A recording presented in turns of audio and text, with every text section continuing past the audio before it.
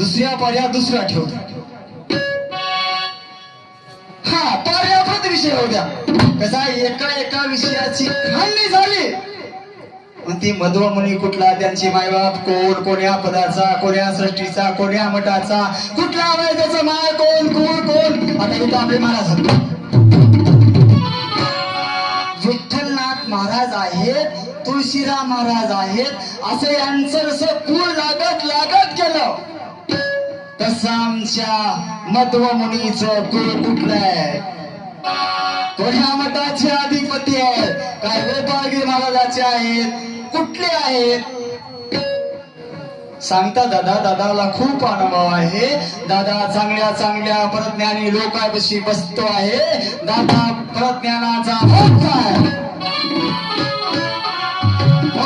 थोडी पुढे लई मजा येणार हाय सोयी हो.